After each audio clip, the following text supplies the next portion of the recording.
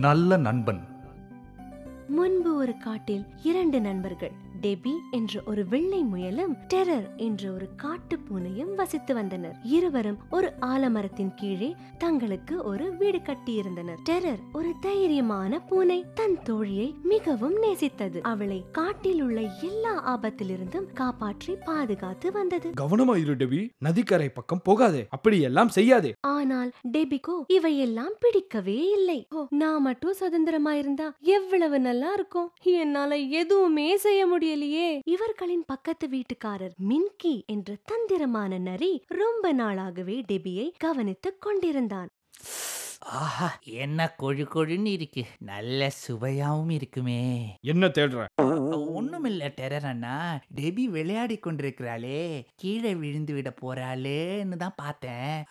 அவ்வளவுதான், வேற ஒண்ணும் இல்ல. டெபி, என்ன மகிழ்ச்சியாக இருக்கிறாயே? மகிழ்ச்சியா?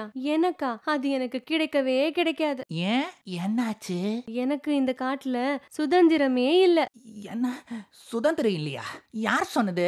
இந்த டெரர் என்னை எப்போதும் இங்கே போகாதே, அதை செய்யாதேன்னு சொல்லிக்கிட்டே இருக்கான். மின்கிக்கு இப்பொழுது எல்லாம் தெளிவாக புரிந்துவிட்டது.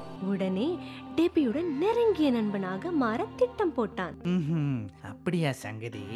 டெபி கண்ணா, நாம எல்லாரும் சுதந்திரவாதிகள் தான். இந்த காடு ஒரு அழகிய இடம். ஓடும் நதிகள், பாடும் பறவைகள், அப்புறம் என்ன போன்ற நல்ல நண்பர்கள். சரி, நீ ஏன் டெரரை பிரிஞ்சு தனியா வாழக்கூடாது? என்ன, அதெல்லாம் முடியாது. சரி சரி, எனக்கு புரியுது, கவலைப்படாத. இப்படியே மின்கி டெபி நெருங்கிய நண்பனாக மாறிவிட்டான். ஒரு நாள் டெபியும் மின்கியும் விளையாடி கொண்டிருந்தனர். அப்பொழுது ஒரு வேட்டைக்காரன் அந்த பக்கமாக வந்தான். ஆஹா, எனக்கு உணவு கிடைத்து விட்டது. வேட்டைக்காரனை பார்த்ததும் மின்கி ஒரு புதருக்கு பின்னால் ஒளிந்து கொண்டான். டெபியோ என்ன செய்வது என்று தெரியாமல் மிரண்டு போனாள். என்ன விட்டுடுங்க. எதுக்காக உன்னை விடணும்? இன்று எனக்கு ஒன்றுமே கிடைக்கல.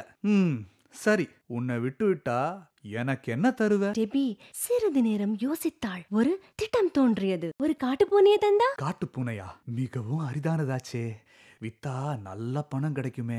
சரி, ஆனா பூனை மட்டும் கிடைக்கல, நீ தப்பிக்க முடியாது. டெபி வேட்டைக்காரனை தன் வீட்டிற்கு அழைத்து சென்றது. அங்கு டெரர் தூங்கிக் கொண்டிருந்தான். அதோ அந்த பூனை. வேட்டைக்காரன் தன் வலையை விரித்து டெரரை பிடித்தான். டெரர் உதவிக்கு அலறியது. ஆனால் டெபியும் மின்கியும் உதவவில்லை. சுதந்திரம், எனக்கு சுதந்திரம், யாரும் தடுக்க முடியாது. திடீரென்று மின்கி டெபி மீது பாய்ந்தான். என்ன பயமுறுத்தி விட்டாய் மின்கி. நீ தான் இன்று என் உணவு டெபி கண்ணா. நான் உன் தோழி. தோழியா?